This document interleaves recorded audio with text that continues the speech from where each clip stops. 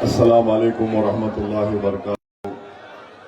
मुअज़्ज़िज़ हाज़रीन इकराम, बुज़ुर्गान क़ौम और मिल्लत, इज़्ज़तदार माँ और बहनों, गयूर नौजवान साथियों, मैं आप तमाम का दिल की गहराइयों से शुक्रिया अदा करता हूँ कि आपने अपना कीमती वक्त निकाल कर आज परभनी के इस बल्दिया इंतखाबात की इंतखाबी जलसे में आपने शिरकत की और ऐसे वक्त में इतनी बड़ी तादाद में आप लोगों का यहाँ पर जमा होना यकीनन हमारे हौसलों को बुलंद भी करता है और परभनी की आवाम को एक पैगाम देता है कि 15 तारीख के दिन इंशाअल्लाह ताला मजलिस इत्तेहादुल मुस्लिमीन के जो उम्मीदवार मैदान में हैं, 18 उम्मीदवार हैं, आप उन तमाम को अपनी दुआओं से और अपने वोटों से कामयाबी से हमकिनार करेंगे इंशाअल्लाह ताला। शहनशीन पर मौजूद सदर परभनी ज़िला मजलिस इत्तेहादुल मुस्लिमीन मोहम्मद गौस ज़ैन साहब, शेख मखदूम बिल्डर साहब, मोहम्मद मिनहाज अंसारी साहब, हाफिज़ मुंतजिब साहब, शेख अब्दुल्ला साहब, मौलाना शकील साहब, हाफिज़ अरबाज साहब, हैदराबाद के रुकन असम्बली मोहतरम जनाब मुबीन साहब और उनके साथ हैदराबाद से तशरीफ़ लाए तमाम मजलिस के मुअज़्ज़िज़ अरकान, मजलिस इत्तेहादुल मुस्लिमीन के प्रभाग 11 के 4 पैनल के उम्मीदवार मोहतरमा आलिया अंजुम मोहम्मद गौस, शेख इमरान ज़ैन साहब, सैयद मतीन मोहसिन साहब, मोहतरमा समीना नाज रेहान खान। प्रभाग नंबर 2 के 4 पैनल के उम्मीदवार शेख मोहसिन शेख मूसा, सोफिया बेगम साहिबा जो बहू हैं बाबू जावेद भाई की, शेख हबीबा शेख मोहतरमा शेख हबीबा शेख खदीर जो वालदा हैं शकील केजरीवाल की, मोहतरम जनाब शाहनवाज खान, मोहतरमा आमिना बी शेख नबीस साहिबा। वार्ड नंबर 9 से मजलिस के उम्मीदवार सैयद सबाउद्दीन सैयद अलाउद्दीन। प्रभाग नंबर 12 से मजलिस के उम्मीदवार सैयद मुजम्मिल सैयद इस्माइल। प्रभाग नंबर 12 से मोहतरमा जाकिरा बी शेर खां साहिबा जो वालदा हैं सिराज भाई की। प्रभाग नंबर 13 से शेख मुस्तकीम अब्दुल कुद्दूस। प्रभाग नंबर 14 से मुदस्सिर अंसारी साहब। प्रभाग नंबर 14 से शेख सुलेमान शेख अब्दुल्ला साहब। प्रभाग नंबर 14 से मोहतरमा रफ़िया बेगम गुलाब खान जो वालिदा हैं मुजम्मिल खान साहब की। प्रभाग नंबर 16 से मोहतरमा इरफाना बेगम बशीर साहिबा और प्रभाग नंबर 13 से मोहतरमा रेहाना बी कुदरत खान मजलिस के कायदी उम्मीदवार हैं। इनका एक का निशान रोड रोलर है। माबाकी तमाम मजलिस के जो 17 उम्मीदवार हैं, प्रभाग नंबर 11 में 4 वोट डालना है आपको पतंग के निशान पर। प्रभाग नंबर 2 पे आपको 4 वोट डालना है पतंग के निशान पर इंशाअल्लाह।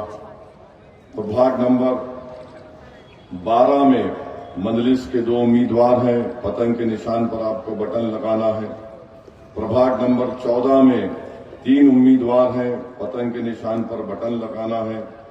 और फिर प्रभाग नंबर 9, 12 और 16 में मजलिस के उम्मीदवार हैं, जहां पतंग का निशान दिखेगा और बटन दबाइए।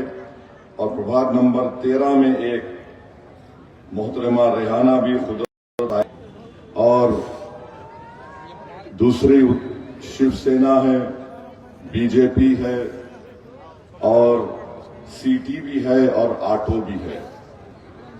तो कितने लोग हो गए? एक बीजेपी हो गई, 2 शिवसेना हो गए, एक राष्ट्रवादी हो गई, एक कांग्रेस हो गई, एक सीटी हो गया और एक आटो हो गया। कितने हो गए? 7। ये 7 मिलकर एक मर्द से मुकाबला करने आ रहे। समझे आप?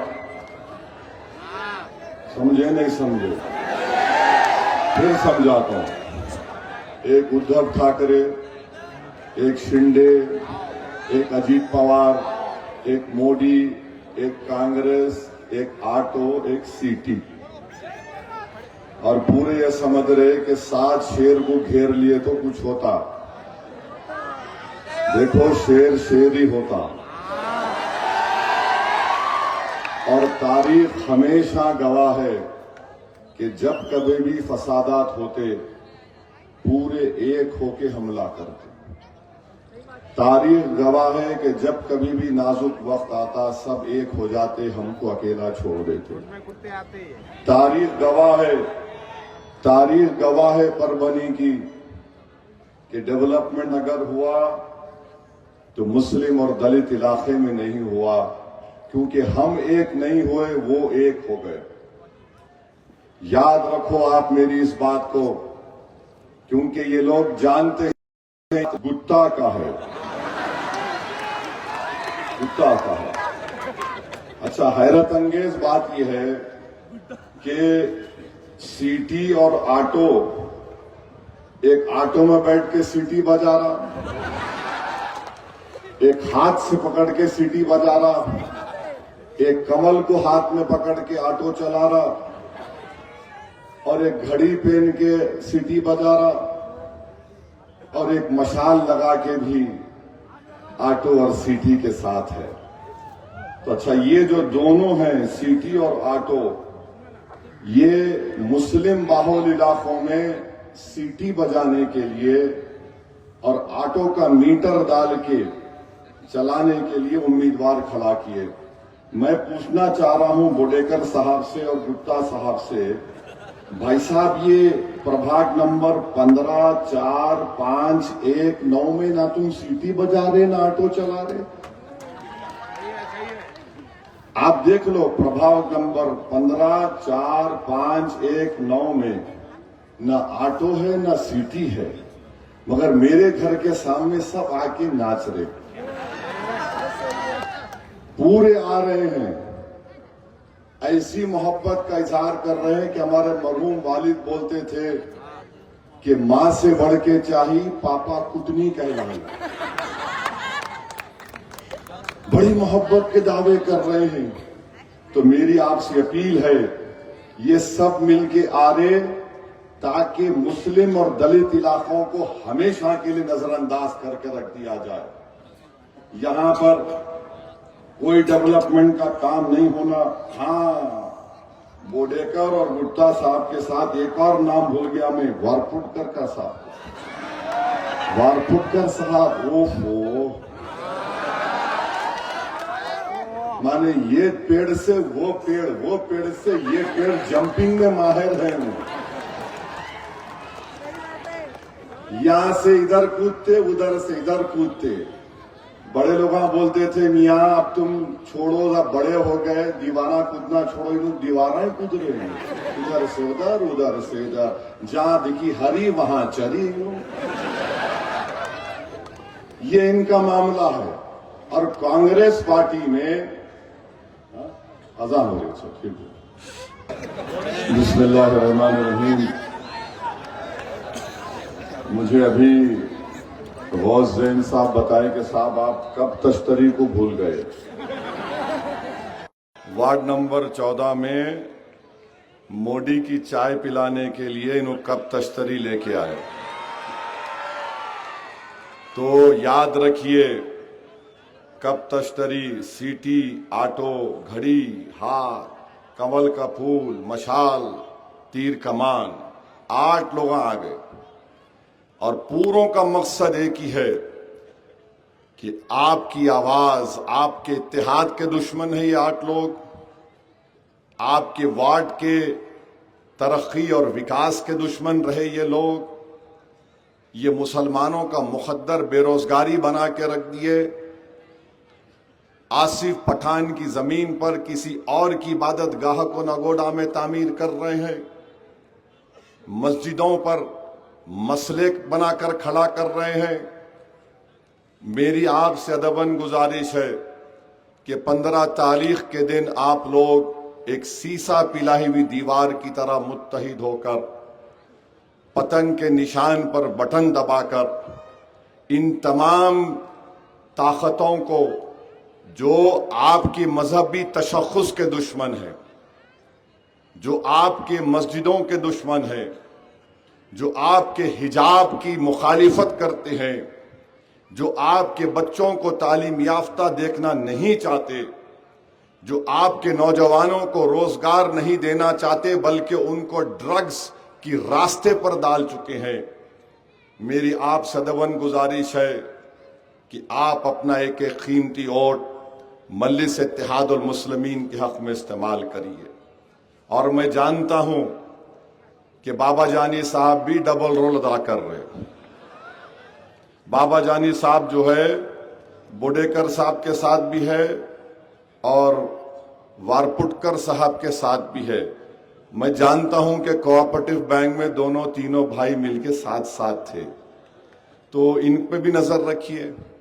और जितने कांग्रेस के उम्मीदवार है पूरे के पूरे अगर खुदा ना खास्ता जीत जाएंगे, ये लोग बीजेपी, शिवसेना, अजीत पवार जो मिलकर महाराष्ट्र में सरकार चला रहे हैं उनकी तायीद करेंगे। तो अगर आप अपने 18 कैंडिडेट को जिताएंगे, और ये यकीनन मुमकिन है, ये नामुमकिनात में से नहीं है, ये मुमकिन है।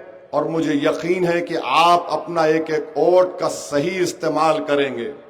अगर आप इन 8 ताकतों के साजिश का शिकार हो जाएंगे खुदा ना खास्ता, तो आपका वोट जाये हो जाएगा। याद रखिए, अपने वोट को जाये होने से बचाइए। मुत्तहिदा तौर पर मजलिस इत्तेहादुल मुस्लिमीन के हक में अपना वोट दीजिए। 2019 में अली खान टिकट लड़े, इलेक्शन लड़े, गौस जैन साहब को टिकट नहीं मिला। 8 दिन नहीं हुए इलेक्शन खत्म होके उनको लाठी मार दिए, एनसीपी में चले गए। अब वार्ड नंबर 2 से राष्ट्रवादी कांग्रेस अजीत पवार गुट से लड़ रहे हैं। आप जानते हैं वार्ड नंबर 11 में बाई इलेक्शन हुआ, अब्दुल जावेद साहब को हम तायीद करें, वो जीते। जीतते ही 8 दिन के अंदर उन्होंने आवाम के भरोसे को तोड़कर, धोखा देकर राष्ट्रवादी में जाकर अजीत पवार के हाथ के ऊपर बैत लेके उनके मुरीद हो गए। तो ये अजीत पवार क्या है? आप जानते हैं कि हमारे मुल्क में नरेंद्र मोदी की सरकार ने, जिसमें अजीत पवार भी शामिल है, शिंदे भी शामिल है, चंद्राबाबू नायडू, कुमारा स्वामी, नीतीश कुमार, चिराग पासवान, कुमारा स्वामी, जयंत चौधरी, कुशवाहा, ये सब मिलकर बाबा साहिब अम्बेडकर के बनाए हुए संविधान के खिलाफ एक ऐसा कानून बनाया है जिसके जरिए से मस्जिद को आपसे छीनी जा सकती है, जिसके जरिए से कब्रिस्तान को बंद कर दिया जा सकता है, जिसके जरिए से ईदगाह और दरगाहों पर कब्जा किया जा सकता है, जिसके जरिए से ये कानून ये कहता है कि मुसलमानों के जो वक्फ बोर्ड क्या है, मुसलमानों के लिए एक इबादत गाह की तरह है। जैसा हमारे हिंदू भाइयों के मंदिर हैं, उसमें कोई गैर हिंदू मेंबर नहीं बन सकता। तो नरेंद्र मोदी ने कह दिया कि नहीं, मुसलमानों के धर्म संस्थाओं में हम गैर मुस्लिम को मेंबर बनाएंगे। आप सोचिए, अगर परभनी की डिस्ट्रिक्ट वक्फ कमेटी बनेगी या किसी मस्जिद की कमेटी बनेगी, तो महाराष्ट्र वक्फ बोर्ड, क्योंकि अब इलेक्शन नहीं है, वक्फ बोर्ड में एमएलए, एमपी, बार काउंसिल का, मुतवल्ली का खत्म, नॉमिनेशन होगा, यानी नामजद करेंगे। और ऐसे लोगों को नामजद करेंगे कि अगर उनको बोल दिया जाए कि देखो खड़ी धूप है, 40 डिग्री का टेम्परेचर है, मगर तुम कहना रात है और बड़ी सर्दी हो रही, तो बोलेंगे यस, हम बोलेंगे। इसीलिए आपसे कह रहा हूं कि ऐसा काले कानून बनाने में अजीत पवार की पार्टी ने नरेंद्र मोदी का साथ दिया, जिसके दिल में वक्फ की जायदाद की तकलीफ होगी, फिक्र होगी। और मुझे यकीन है कि आज भी हम में मिली हमियत हमारी जिंदा है। और महाराष्ट्र में एक बहुत बड़ा इलेक्शन हो रहा है। ये ऐसे काले कानून के बनने के बाद अगर आप ऐसे वक्त में अपनी नाराजगी का इजहार अपने वोट से नहीं करेंगे, तो फिर ये मस्जिदों को अगर अल्लाह जबान देगा तो वो पुकार पुकार कर तुमसे कहेगी कि जब वक्त आया अपनी नाराजगी का इजहार करने के लिए, तुम खामोश बैठ गए या तुमने जालिमों का साथ दिया। मेरे अजीज दोस्तों, मेरे बुजुर्गों, मेरी इज्जतदार माँ और बहनों, मस्जिद आपकी और हमारी है। इसका तहफ़्फ़ुज़ सिर्फ उसको आबाद रखने से नहीं, बल्कि उसका तहफ़्फ़ुज़ ये भी होता है कि अगर कोई उसके लिए बुरी नजर देख रहा है तो हम पहले से उसका तहफ़्फ़ुज़ करना शुरू कर दें।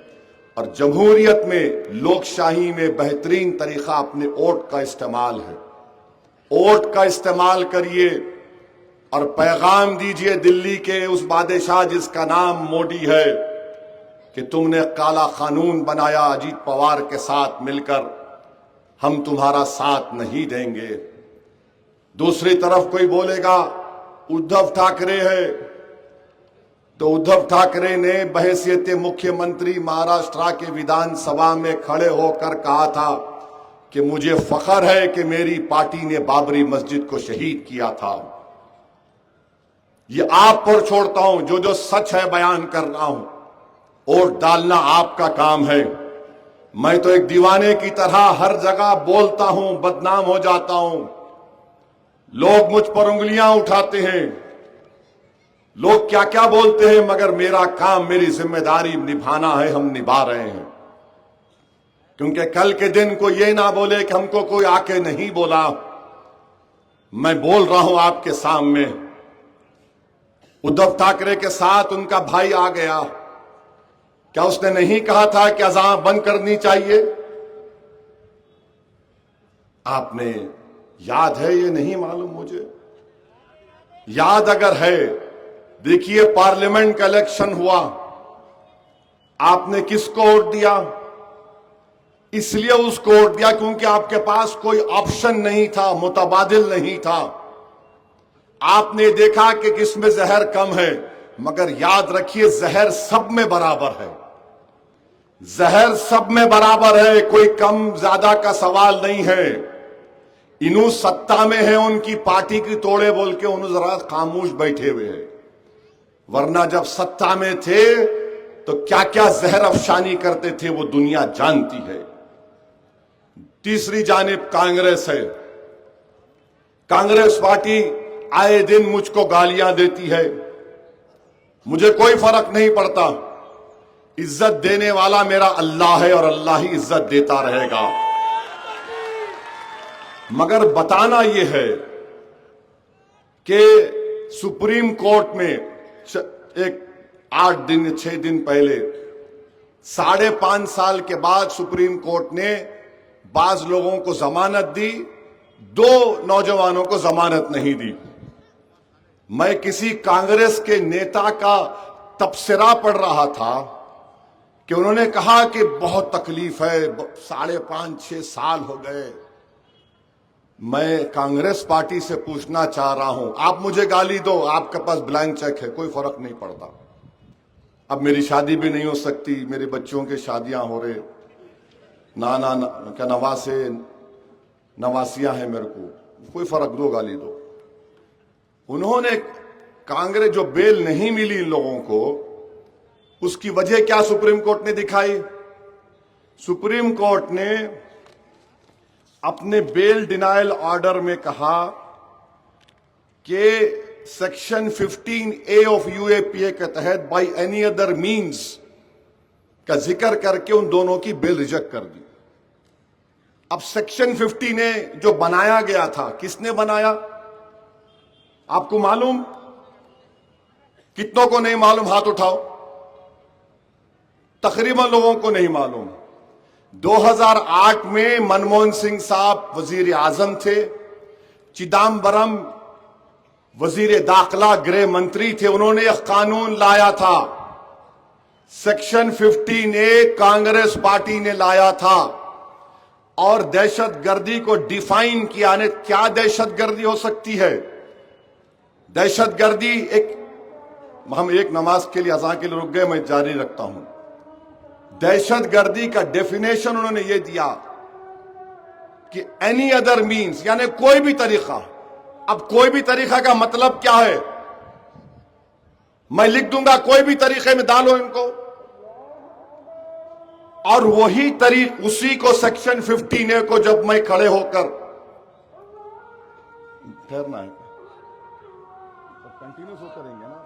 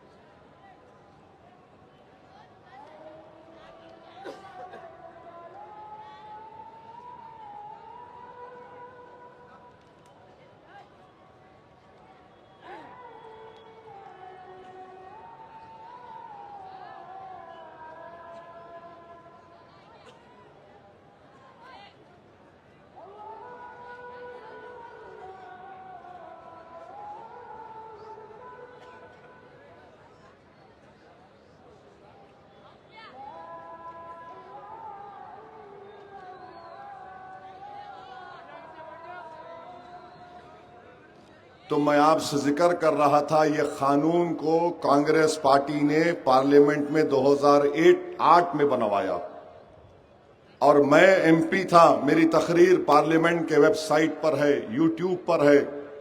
मैं इसी का हवाला देकर, 15A का हवाला देकर कहा था कि इसका इस्तेमाल मुसलमान, दलित, आदिवासियों पर होगा। बल्कि एक मशहूर राइटर है अरुंधति राय का मैंने जिक्र किया कि वो भी पकड़ी जाएगी। 180 दिन का डिटेंशन उसमें है, पुलिस को इख्तियार हासिल है। 30 दिन, 60 दिन, 90 दिन नहीं, 180 दिन। आप बताओ, दुनिया में कोई, रशिया में भी नहीं है 180 दिन का डिटेंशन, न अमेरिका में के पेट्रियट एक्ट में है। यह कांग्रेस पार्टी ने बनाया। अब बोलो कांग्रेस पार्टी वाले, बाबा जाने तो खैर नहीं बोलेंगे। आप बताओ फिर किसके ऊपर इस्तेमाल हो रहा है? ये जिंदगियां बर्बाद किसकी हो रही हैं?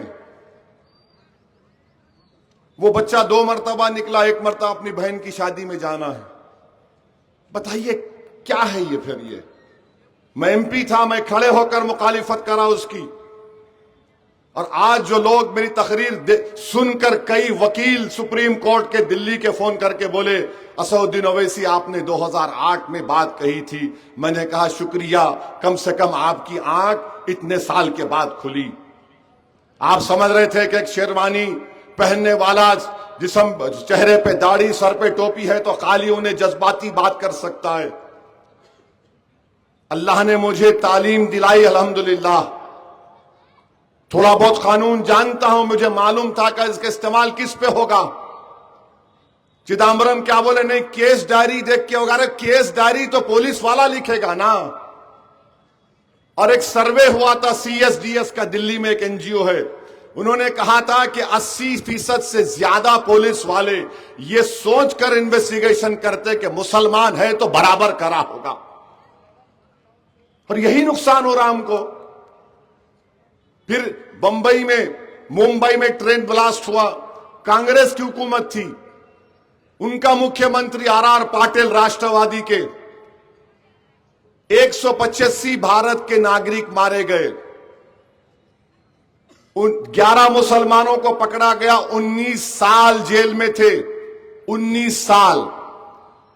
9-10 महीने पहले बॉम्बे हाईकोर्ट ने कहा कि वो बेकसूर हैं। 11 बच्चे 19 साल के बाद जेल से निकलकर पूछ रहे हमारा कसूर क्या है, बताओ कांग्रेस पार्टी। मरने वाले 180 लोग जो बम ब्लास्ट में मरे वो पूछ रहे हैं बताओ अजीत पवार, बताओ कांग्रेस पार्टी वालों, हमारे अजीजों को किसने मारा था। ये 11 जो मुसलमान पकड़े गए, इनका नाम चंद नाम लिख के रखा, बोलता हूं। सज्जाद अंसारी जब जेल को गए, बीवी हामिला थी, वो बयान दिए मीडिया को कि मैं जेल में था, मुझे बेटी पैदा हुई, जब बेटी थोड़ा बड़ी तो मैं उसको या तो कोर्ट में देखता था या जेल के सलाखों के पीछे से उसको देखता था। सोचो आप, अल्लाह ने हम तमाम को औलाद दी। एक बाप मैं भी हूं, आप भी होंगे। अगर तुम जेल में होगे और तुम अपनी औलाद को नहीं देख सकोगे, वो खुशी भी नहीं मिली सज्जाद अंसारी को। एक कमाल अंसारी मधुबनी बिहार के, मुंबई में नहीं थे, पकड़ कर लेकर गए। कोविड में इंतकाल हो गया, बेचारे को मौका भी नहीं मिला कि जिंदगी में उसको मालूम हो जाता कि वो बेकसूर है। आसिफ खान 32 साल के थे, उसकी बेटी जलगांव में, उनकी बीवी कह रहे कि मेरी बेटी की निस्बत नहीं होती थी, शादी का रिश्ता जाता तो लोग बोलते इसका बाप दहशतगर्द है, जेल में है। नवीद हुसैन खान, मोहम्मद अली शिवाजी नगर मुंबई में, वो कह रहा है कि मेरी खोली 120 स्क्वायर फीट की थी। कांग्रेस की सरकार ने चार्जशीट में लिख दिया कि 120 स्क्वायर फीट में 12 दहशतगर्द मीटिंग करते थे। अरे वहां 4 लोग नहीं खड़े रह सकते। 19 साल बर्बाद हो गए मोहम्मद अली के। बोलो कांग्रेस पार्टी इसका जिम्मेदार मैं हूं, बोलो बी टीम जिम्मेदार है, बोलो तुम। अरे तुम्हारे जुल्म की दास्तान पंडित नेहरू से शुरू करके मनमोहन सिंह तक खत्म करने को मैं तैयार हूं। तुम कोई वक्त बता दो मेरे को, 10 मिनट दो, तुमको चुल्लू भर पानी में डूब मरना पड़ेगा, तुम्हारी ऐसी दास्तान है। मेरे अजीज दोस्तों और बुजुर्गों, ये और हमको गाली देते तो किसी शायर ने अच्छा कहा था, अच्छा हाँ 2019 में अमित शाह फिर UAPA कानून को तरमीम करे। वो कानून ये बोलता कि NIA का कोई इंस्पेक्टर दिल्ली में बैठकर किसी परभनी के किसी बच्चे को टेररिस्ट घोषित कर सकता है। NIA का कोर्ट की सजा की भी जरूरत नहीं है, उन्हें नोटिफिकेशन निकाल सकता है टेररिस्ट है। उसकी मुखालिफत मैं किया, मैं इम्तियाज जलील दोनों थे। 2019 के चुनाव के फौरन बाद जो पार्लियामेंट का सेशन हुआ, अमित शाह कानून लेकर आए। आपको मालूम कौन साथ दिया? बीजेपी का, कांग्रेस पार्टी। वोट डाली, मोदी के इस काले कानून के साथ वोट डाले। मैं इम्तियाज जलील, वो जो तरमीमात थे उसके खिलाफ हमने नोटिस दी और स्पीकर बोलते थे ओवैसी तुम्हारी तरमीम मूव कर रहे। मैं कहता था हां सर मूव कर रहा हूं। मेरा मकसद यह था कि सेकुलर पार्टियों को बेनकाब करूं दुनिया के सामने, जो आकर मुसलमानों के दरमियान में बोलते कि हम बड़े सेकुलर हैं। हमारी बर्बादी की दास्तान ये लोग लिखते हैं।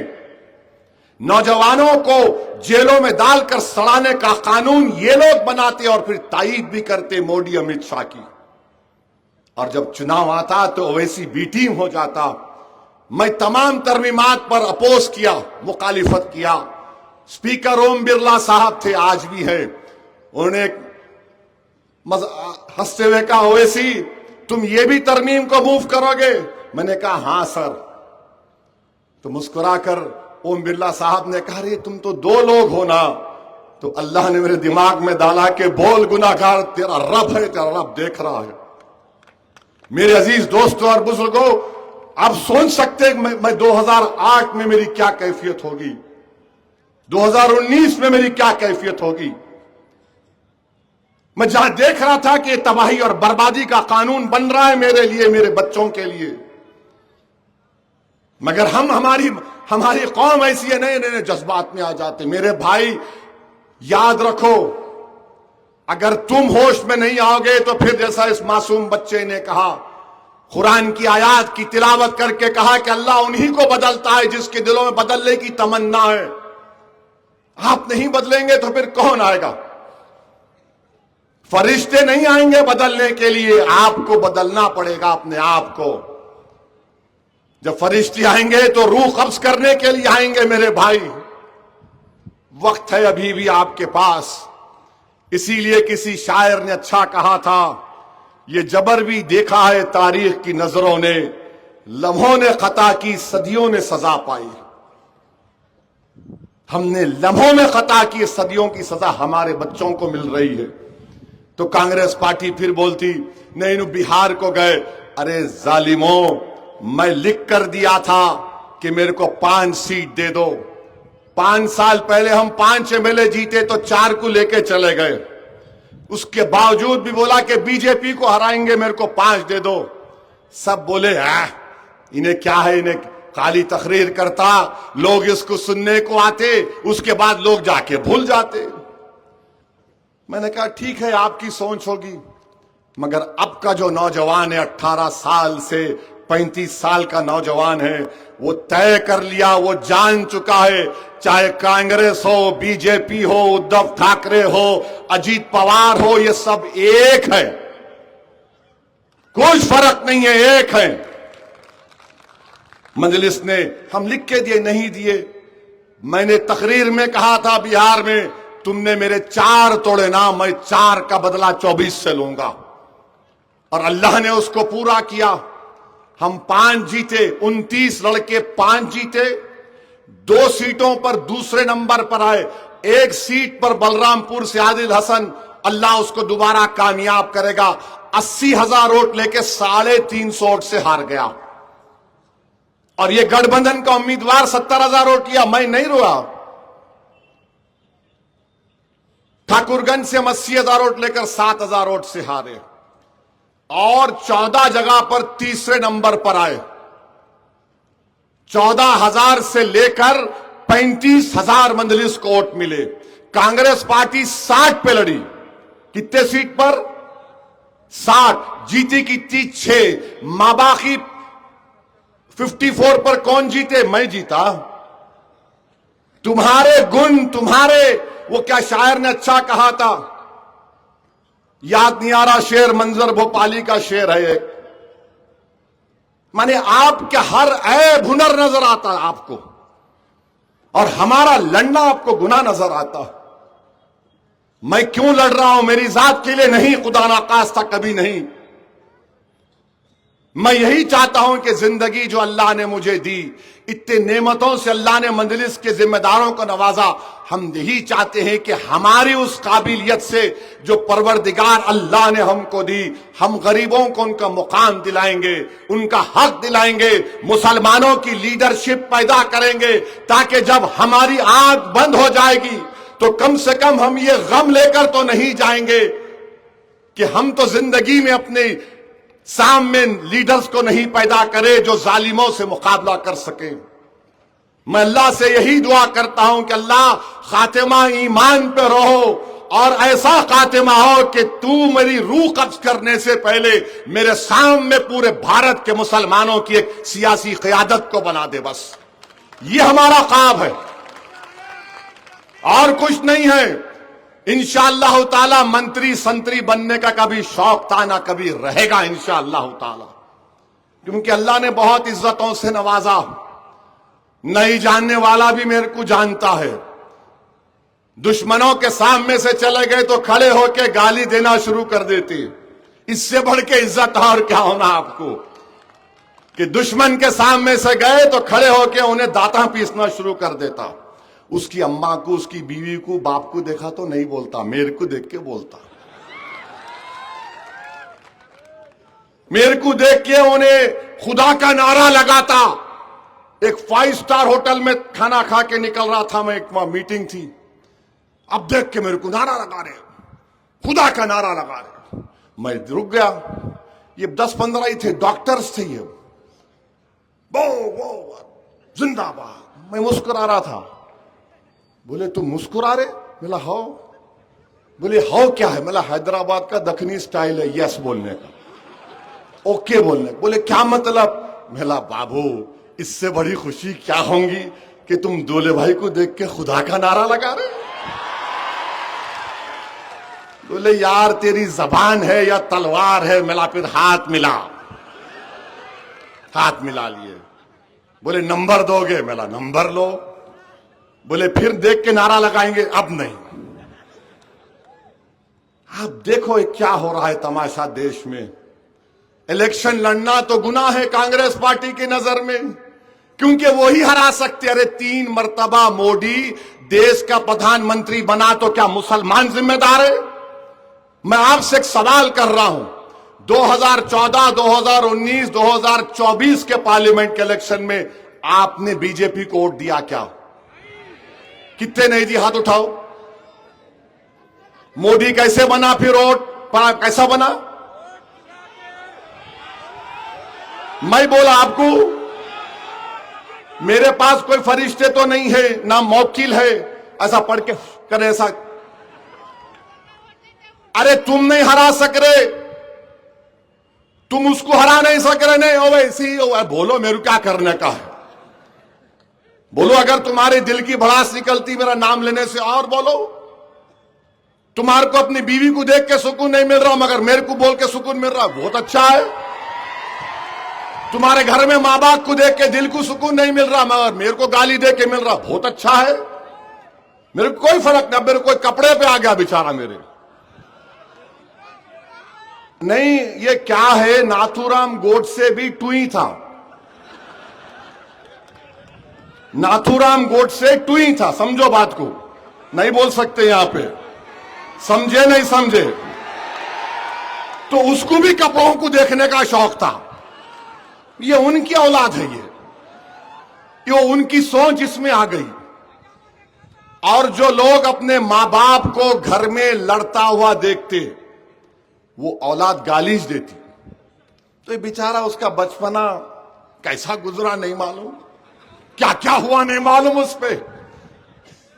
तो मेरे अजीज दोस्तों और बुजुर्गों, मैं आपसे अपील कर रहा हूं, और परभनी की बहुत सी जनता हैदराबाद में अपने रोजगार के सिलसिले में रहती है, मैं उनसे और उनके अफराद खानदान से कहना चाह रहा हूं, दारुसलाम के दरवाजे 24 घंटे आपके लिए खुले थे और खुले रहेंगे हमेशा। आप कभी भी आ सकते हमारे पास। हैदराबाद आपका है और हैदराबाद आपका हिस्सा रहेगा। और फिर मेरे अजीज दोस्तों और बुजुर्गों, हम हजरत पुलिस से पूछना चाह रहे हैं, ये हमारे जो बंडी पे लोग, गरीब लोग कारोबार करके दिन को 200 रुपए 100 रुपए कमाते, उनको हो बिल्कुल अच्छा भाई, ये बसमत रोड, शिवाजी नगर, कल्याण नगर में बंडी लगाए तो क्या कोई शहरियत का सबूत देना पड़ेगा? गरीब है, पेट भर नहीं। सुनो ठहरो, हम ये यहां के आमदार खासदार बीजेपी के और सेना के लोगों को बोल रहे, भारत की सरकार का पार्लियामेंट का कानून है नेशनल हॉकर्स एक्ट। वो ये कहता है कि फुटपाथ पर बैठकर कारोबार किया जा सकता है, चाहे बैठकर या बंडी पर। पार्लियामेंट का कानून है, तुम कैसा रोकते जी? तुम तो रोजगार नहीं दे रहे, तुम खाली बोल रहे चाय पियो चाय पियो चाय पियो। 15 लाख देता हूं 15 लाख देता हूं, 15 फुकट पैसे नहीं आए उसमें। बेचारा गरीब, धूप है, बारिश है, सर्दी है, फुटपाथ पर, रोड पर बैठकर मेवा बेचता है, प्याज बेचता है, आप उसके दुश्मन। आप मजलिस के 17-18 कॉर्पोरेटर को कामयाब करो, उन गरीब ठेला बंडी वालों के साथ मजलिस खड़ी हुई है और खड़ी रहेगी। 1960 में जब मजलिस ने पहला इलेक्शन लड़ा हैदराबाद से, तो सालारे मिल्लत जब पहला बल्दिया का इलेक्शन जीते, तो मजलिस के दुश्मनों ने कहा था, अरे ये तो ठेला बंडी और रिक्शा वालों की जमात है। तो सालार ने कहा कि हां, यकीनन मुझे फख्र है ऐसे लोगों पर जिनके दिलों में धड़कता हुआ दिल है, जिनकी सोच में तड़प है कौम और मिल्लत की। जो लोग आलीशान बंगलों में रहते थे उस जमाने में, उनमें तो कुछ नहीं है। यकीनन मजलिस निकली ठेला बंडी और रिक्शे वालों के वजूद से। हमको फख्र है उन पर। क्या भारत में गरीब होना जुर्म बना दिया गया है? अरे पोलिंग के दिन वोट डालने वाले तो गरीब होते हैं ना, चाहे किसी समुदाय का हो। तो इंशाअल्लाह आप कामयाब करिए। और फिर मैं आपको यह भी बताना चाह रहा हूं कि ड्रग्स का बहुत बड़ा मसला है। हम कलेक्टर साहब से, एसपी साहब से बोल रहे कि खत्म करो, ये देश को दीमक की तरह खा रहे हैं। ड्रग्स का ताल्लुक टेररिज्म से है, समझो। ड्रग्स का ताल्लुक टेररिज्म से है। कौन है ये ड्रग्स बेचने वाले? क्यों नहीं पकड़ते इनको आप? अरे पकड़ो ना इन जालिमों को जो पूरे परभनी के नौजवान बच्चों की जिंदगियों को बर्बाद कर रहे हैं, मगर ड्रग्स के कारोबार में मुलविस है। और उन 8 लोगों के उम्मीदवार भी हैं, उसमें आप जानते होंगे नामों को। मैं नाम नहीं बोलना चाह रहा हूं, नहीं तो उनको दबा के चढ़ जाएंगी रात में, अम्मा हम ही चूस लो, खा लो बोल के। बोलूंगा एक दिन इंशाअल्लाह तुम्हारा नाम। और फिर जो यहां के खासदार साहब है, सर आप वफ की जमीन पर काबिज है, ईदगाह की बाजू की। हमारे वोट से आप जीते तो छोड़ दो ना उसको, आप छोड़ दो उसको। अरे दबा के थाली बजाओ, डर रहे कहीं को जी? हाँ, मैं बोला आफत मेरे पे आएंगी, थाली मारने वालों को नहीं आती, मगर तुम थाली बजाने वाले नहीं हो, तुम नारे तकबीर बोलने वाले हो। नारे तकबीर। हाँ, सुन लिए एमपी साहब।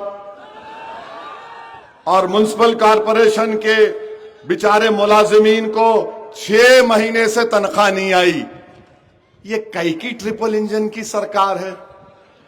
बेचारे गरीब है, तनख्वाह नहीं है उनको, मगर बराबर रिश्वतखोरी का बाजार आम है। मजलिस को आप कामयाब करिए, जन्म पत्र जारी होगा इंशाअल्लाह ताला, मृत्यु पत्र जारी होगा। एक बीजेपी का रुकन आके बोलता तो आप रोक देते उसको। अरे भाई क्यों आप बांग्लादेश बांग्लादेश बोलते? मोदी की बहन दिल्ली में बैठी है, उसको निकाल के फेंको ना बांग्लादेश में। यहां पे कोई बांग्लादेशी नहीं है, ना रहेंगे। यहां पर भारत के अव्वल दर्जे के शहरी रहते हैं, जो मुसलमान भी हैं, हिंदू भी हैं, दलित भी हैं, ओबीसी भी हैं। मगर इनको खाली दूरबीन लगा के, अच्छा बांग्लादेशी बोले तो योगी बाबा, उन्होंने एक नया तरीका निकाले बांग्लादेशी को तलाश करने का। क्या निकाले? उन्होंने अपनी पुलिस को बोले मुस्लिम इलाके में जाओ, जैसा यहां इलाके है, वहां जाकर एक 70-75 साल के बूढ़े को बुलाए, तुम बांग्लादेश के? उन्हें बोला नहीं भाई, मैं बिहार का अरारिया का हूं, 22-25 साल से यहां पर कारोबार करता हूं। नहीं नहीं तू बांग्लादेश? अरे नहीं हूं मैं। तो पुलिस वाले बोले बाबा ने हमको आइडिया दिया। उन्हें बोला ये क्या आइडिया दिया? पलटा दी। पीठ पे उस पुलिस वाले ने अपना फोन रख दिया और फोन रख के बोल रहा, देखो फोन बोलेगा तो बांग्लादेशी या भारत का है। क्या साइंटिस्ट है बाबा भी। हम समझे सर पे बाल नहीं है, मगर माशाल्लाह ओफो माने अब जरूरत ही नहीं है। मगर कोई ऐसा फोन तो इजाद करो जो भारत के गरीबों के पेट पर रखकर बोले कि कितना खाया, कब से भूखा है, बोल सको। तुम ऐसा फोन इजाद नहीं करे जो गरीबों के पेट पर रखकर बोल सके, मगर तुम किसी को बदनाम करना चाहते हो।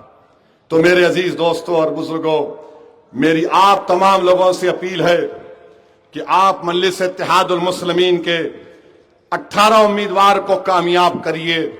करेंगे ना मेरे भाई? और जो नहीं आए उन तक जाकर मजलिस का पैगाम पहुंचाएंगे आप। याद रखिए, भारत की सियासत की एक तल्ख हकीकत याद रखो, जिस समाज के पास उसका नेता नहीं है उसकी कोई अहमियत और कीमत नहीं। जिस समाज का नेता होगा, अगर तुम ये समझ रहे आप है ना, नहीं मेरे भाई, मैं नेता नहीं, नेता बनाना चाहता हूं। मैं मरने से पहले मुझसे काबिल, मुझसे परहेजगार, मुझसे ज्यादा जियाले से 100-200 नौजवान लड़के और लड़कियों को देखना चाहता हूं जो इस मिल्लत मजलूमा की इस बोझ को संभाल सके।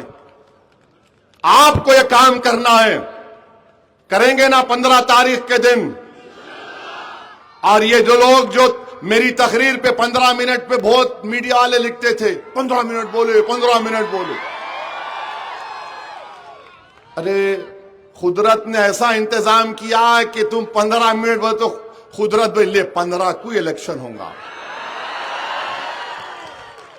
और खुदरत का निजाम देखो, इनको लामहाला पतंगी पिलाना है 14 के दिन, 15 के दिन। खैर कोई बात नहीं, अल्लाह आपके इस इत्तेहाद को मजबूत रखे। और मुझे उम्मीद है कि आप तमाम लोग मुत्तहदा अपने वोट का इस्तेमाल करेंगे। नारे तकबीर, नारे तकबीर, पतंग को वोट दो, पतंग को वोट दो।